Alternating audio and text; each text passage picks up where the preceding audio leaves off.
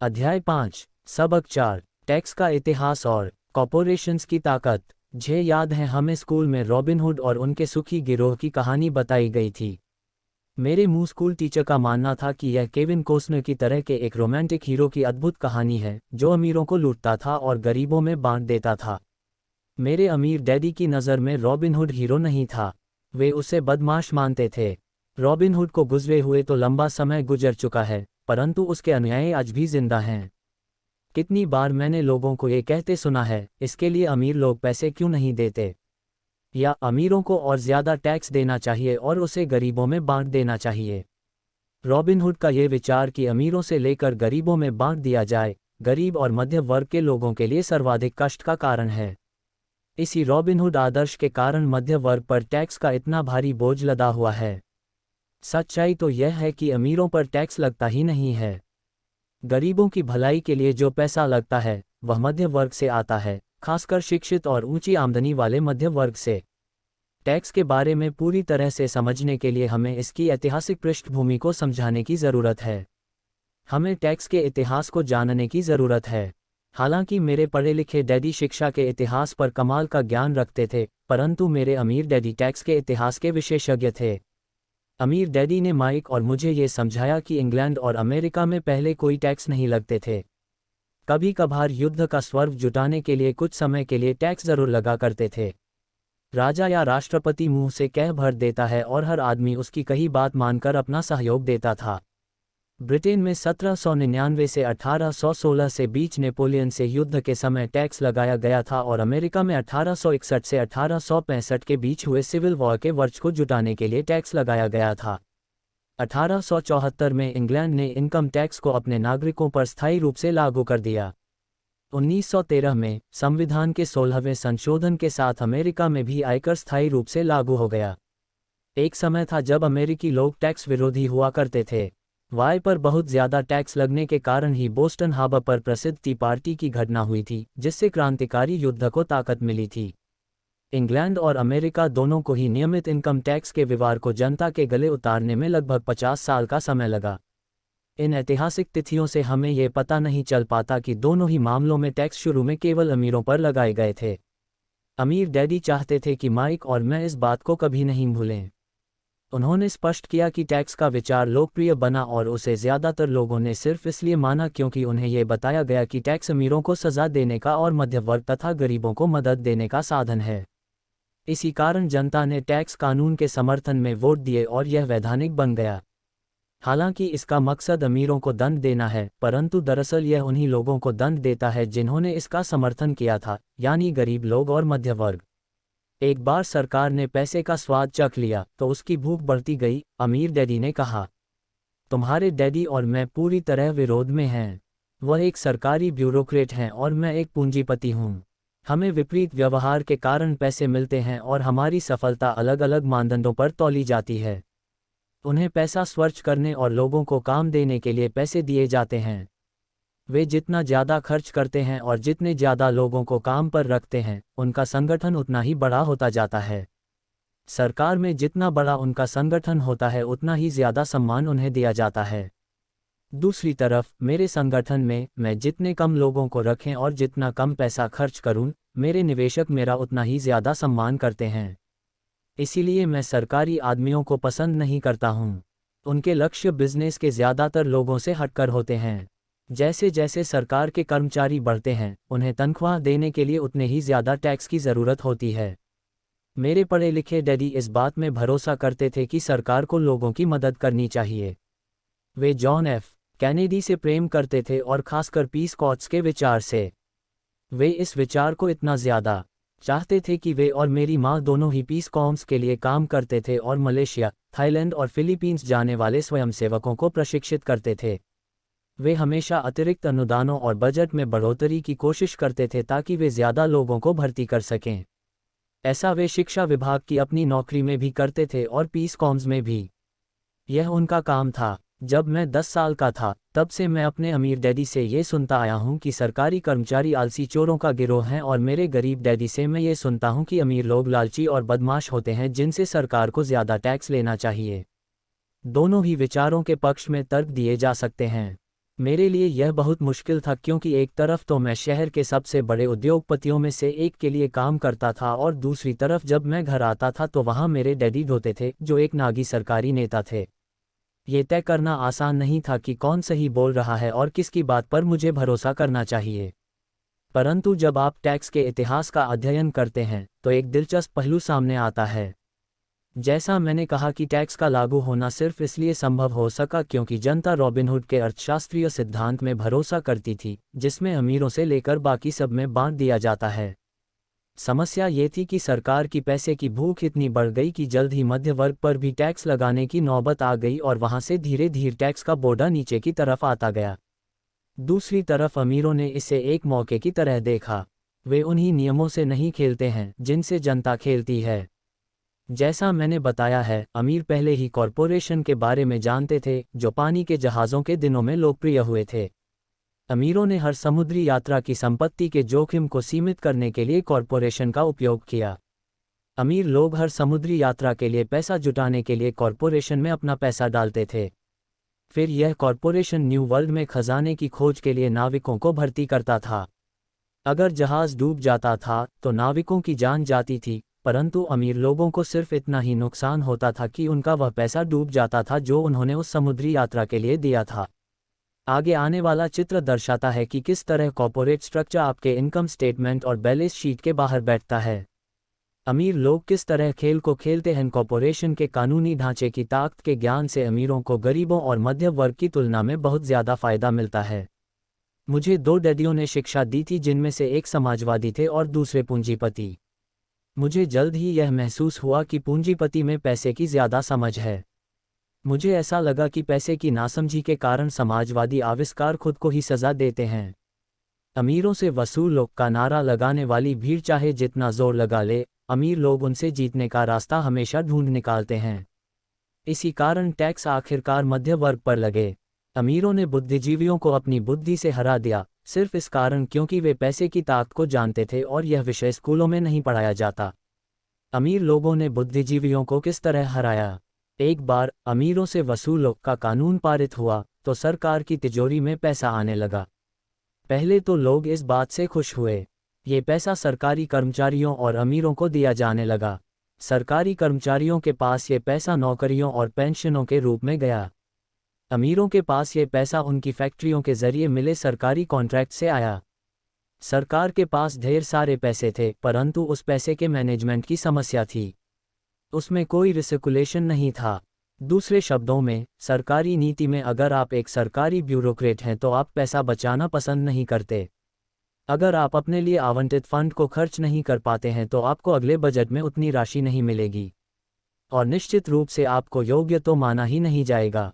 दूसरी तरफ बिजनेस में पैसे बचाने के लिए इनाम मिलता है और ऐसा करने पर आपको काबिल माना जाता है।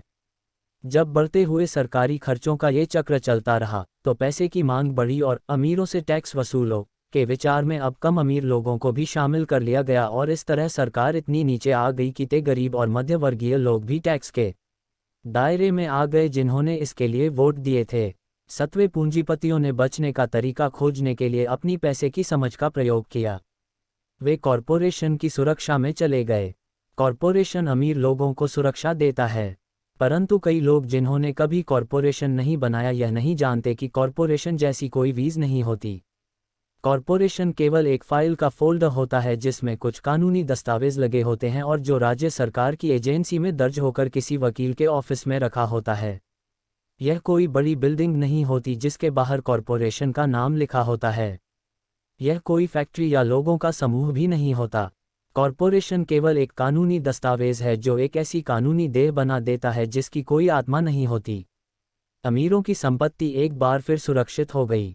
एक बार फिर कॉरपोरेशंस का प्रयोग लोकप्रिय हो गया। ये स्थायी इनकम टैक्स कानूनों के पारित होने के बाद हुआ क्योंकि कॉरपोरेशन के लिए इनकम टैक्स की दर व्यक्तिगत इनकम टैक्स की दर से कम थी। इसके अलावा, जैसा पहले बताया जा चुका है, कॉरपोरेशन द्वारा कुछ सार्व टैक्स चुकाने से पहले किए जा सकते हैं। अमीरों और गरीबों के बीच ये लड़ाई सदियों से चली आ रही है। अमीरों से वसूलो का नारा लगाने वाली भीड़ अमीरों के हमेशा खिलाफ रही है। ये लड़ाई तब छिड़ती है जब कानून बनते हैं और ये लड़ाई अनंत काल तक चलती रहेगी। समस्या यह है कि जो लोग हारते हैं उनमें समझ की कमी है। हारने वाले लोग वे हैं जो हर सुबह उठकर तैयार होते हैं और अपनी नौकरी में कड़ी मेहनत करते हैं और उस पर टैक्स देते हैं।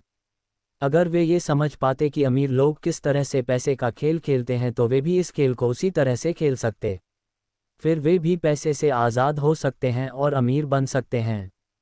इसीलिए मैं हर बार से हर जाता हूं जब भी मैं किसी को अपने बच्चे को ये सलाह देते सुनता हूं कि स्कूल जाओ ताकि सुरक्षित नौकरी मिल सके।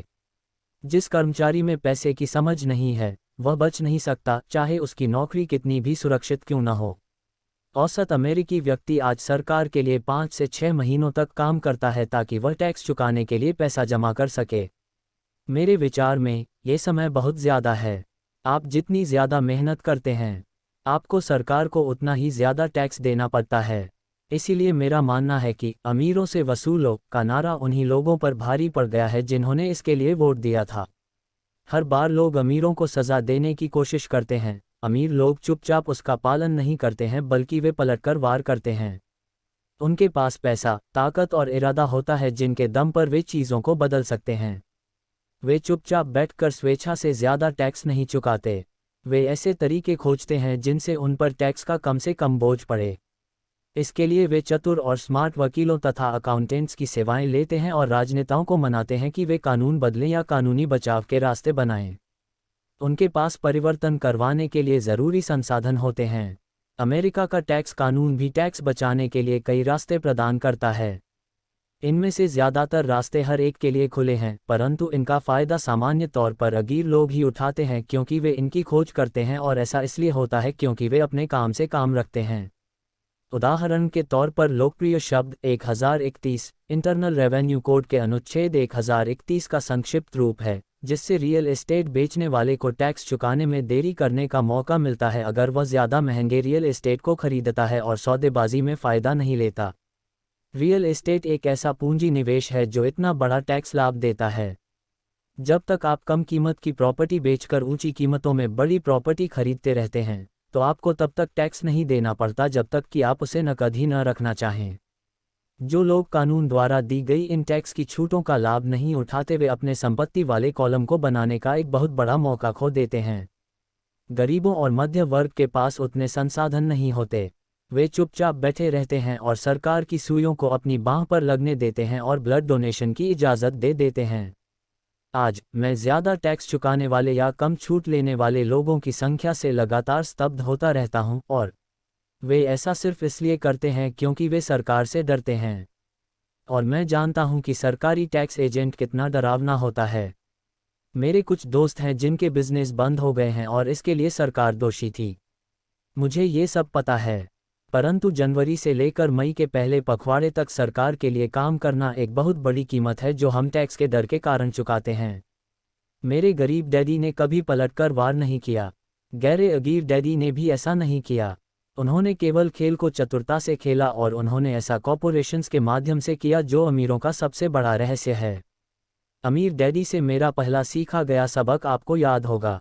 मैं 9 साल का बच्चा था और मुझे उनसे बात करने के लिए बहुत समय तक इंतज़ार करना पड़ा था। मैं अक्सर उनके ऑफिस में बैठकर उनका इंतज़ार करता था। वे जानबूझकर मुझे नज़रअंदाज करते रहते थे। वे चाहते थे कि मैं उनकी ताकत को पहचाने और एक दिन खुद भी इतना ही ताकतवर बनना चाहूं। जितने भी समय तक मैंने उनके मार्गदर्शन में पढ़ा और सीखा, उन्होंने मुझे हमेशा याद दिलाया कि ज्ञान ही ताकत है, और पैसे के साथ जो बड़ी ताकत आती है उसे बनाए रखने के लिए और उसे कई गुना करने के लिए सही ज्ञान की ज़रूरत होती है। उस ज्ञान के बिना संसार आपको इधर उधर धक्के मारता रहता है। अमीर डैडी हमेशा माइक और मुझे ये याद दिलाया करते थे कि सबसे ज़्यादा डरावना व्यक्ति बॉस या सुपरवाइज़र नहीं होता, बल्कि टैक्समैन होता है। अगर आप उसे मौका देते हैं तो टैक्समैन हमेशा आपसे ज़्यादा वसूल कर लेगा। पैसा मेरे लिए काम करे, मैं पैसे के लिए काम न करूं। मेरा ये पहला सबक दरअसल ताकत के बारे में है। अगर आप पैसे के लिए काम करते हैं तो आप ताकत को अपने बॉस के हाथ में दे देते हैं। अगर आपका पैसा आपके लिए काम करता है तो आप ताकत को अपने पास रखते हैं और उसे काबू में रखते हैं। एक बार हमें हमारे लिए काम करने वाले पैसे की ताकत का ज्ञान हो जाए, फिर हमें पैसे के लिहाज से स्मार्ट हो जाना चाहिए और हमें डराने वाले लोगों से निपटने के रास्ते ढूंढ लेने चाहिए।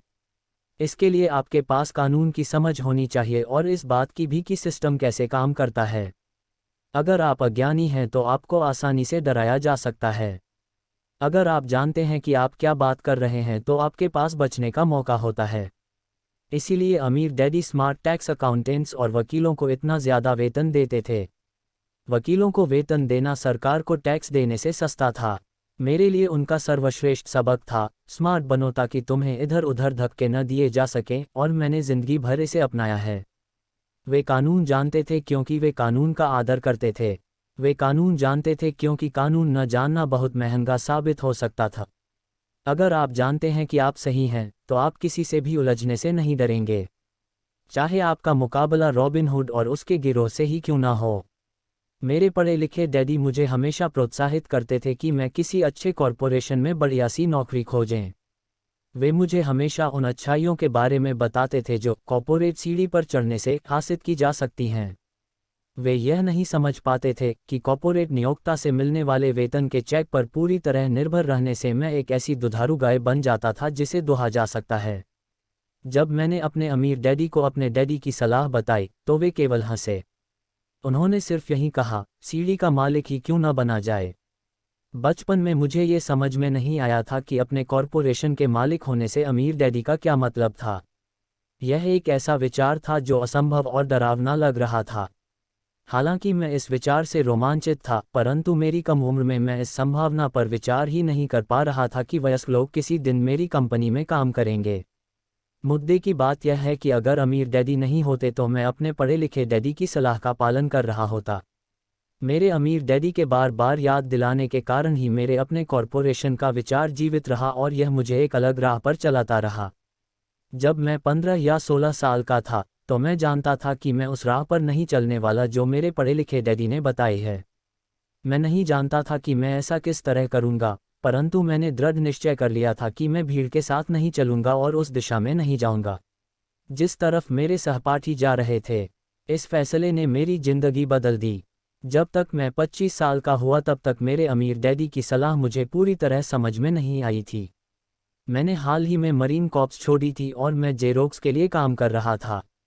मुझे बहुत पैसा मिल रहा था, परंतु हर बार जब भी मैं अपनी तनख्वाह के चेक को देखता था तो मुझे हमेशा निराशा होती थी। कटौतियाँ इतनी ज़्यादा थीं और जितना ज़्यादा मैं काम करता था कटौतियाँ उतनी ही ज़्यादा होती थीं। जब मैं ज़्यादा सफल होने लगा तो मेरे वरिष्ठ बॉस मेरे प्रमोशन और तनख्वाह बढ़ाने की बातें करने लगे। ये सुनने में अच्छा लगता था, परंतु मैं अपने कानों में अपने अमीर डैडी की यह आवाज़ भी सुन सकता था, तुम किसके लिए काम कर रहे हो? तुम किसे अमीर बना रहे हो? 1974 में ज़ेरॉक्स के कर्मचारी के रूप में ही मैंने अपना पहला कॉरपोरेशन बनाया और अपने काम से काम रखना शुरू कर दिया। पहले से ही मेरे संपत्ति वाले कॉलम में कुछ संपत्तियां मौजूद थीं, परंतु अब मैंने ठान लिया था कि उन्हें ज़्यादा बढ़ाया जाए। कटौतियों वाली तनख्वाह को देख देख कर मुझे अमीर डैडी की सलाह में समझदारी दिखने लगी थी। अगर मैं अपने पढ़े लिखे डैडी की सलाह पर चलता तो मुझे अपना भविष्य साफ नजर आ रहा था। कई नियोक्ता यह अनुभव करते हैं कि अगर कर्मचारी अपने काम से काम रखें तो यह उनके बिजनेस के लिए बुरा होता है। मुझे विश्वास है कि ऐसा कुछ लोगों के साथ हो सकता है, परंतु मेरे साथ ऐसा नहीं था। एक बार मैंने अपने काम से काम रखने की ठान ली और अपनी संपत्तियां बढ़ाना शुरू कर दिया तो मैं एक बेहतर कर्मचारी बन गया। मेरे पास अब एक लक्ष्य था। मैं सुबह जल्दी आ जाता था और मेहनत से काम करता था और इस तरह ज़्यादा से ज़्यादा पैसे कमाता था ताकि मैं उसे रियल एस्टेट में निवेश कर सकूं।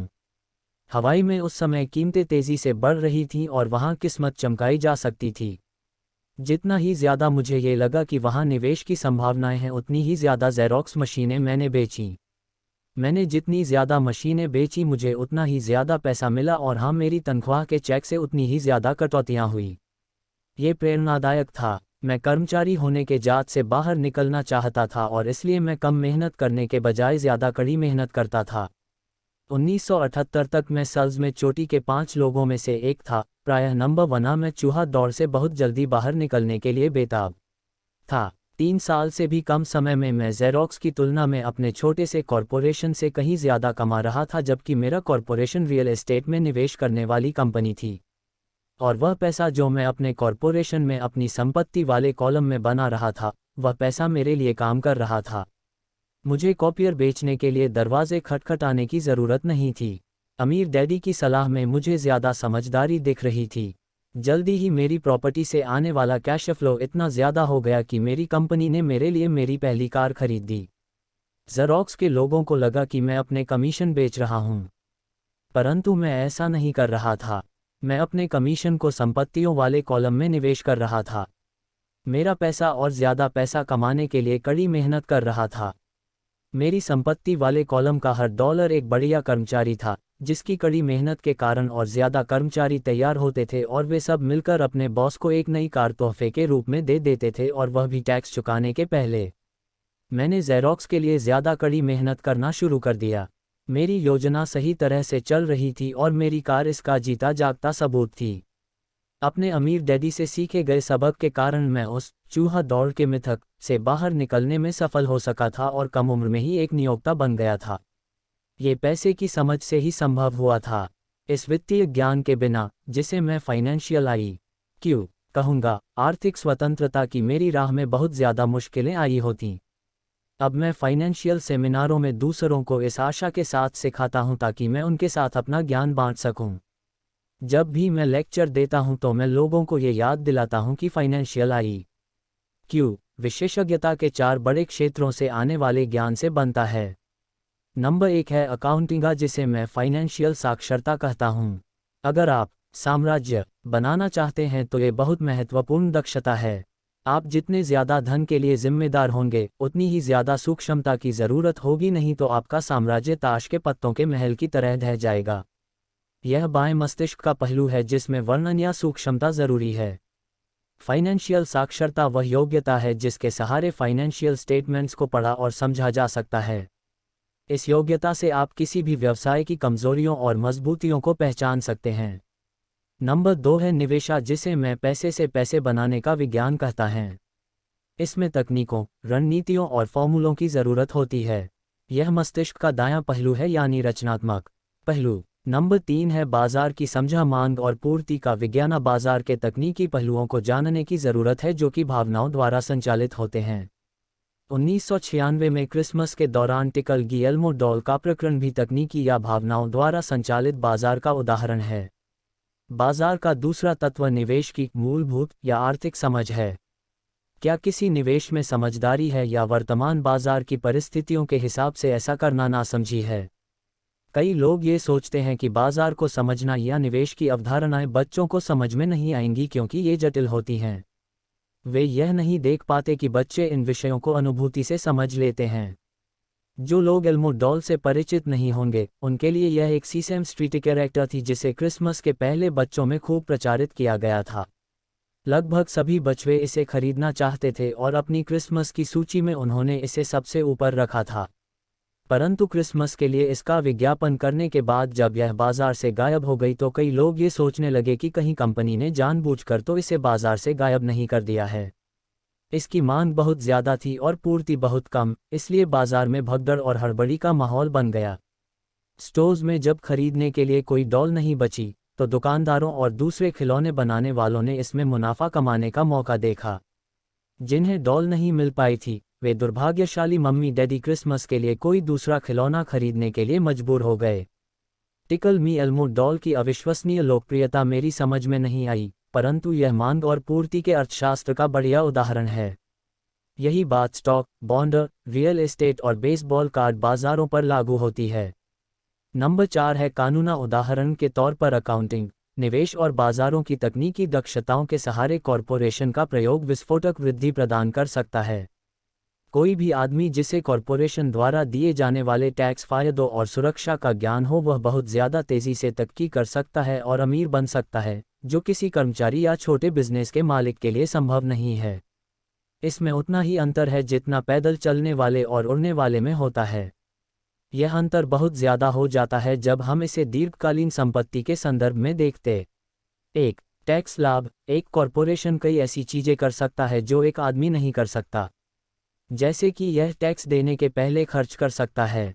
यह विशेषज्ञता का एक ऐसा क्षेत्र है जो बहुत रोमांचक है, परंतु इसमें अंदर घुसना तब तक ज़रूरी नहीं है जब तक कि आपका बिजनेस या संपत्ति बहुत बड़ी न हो।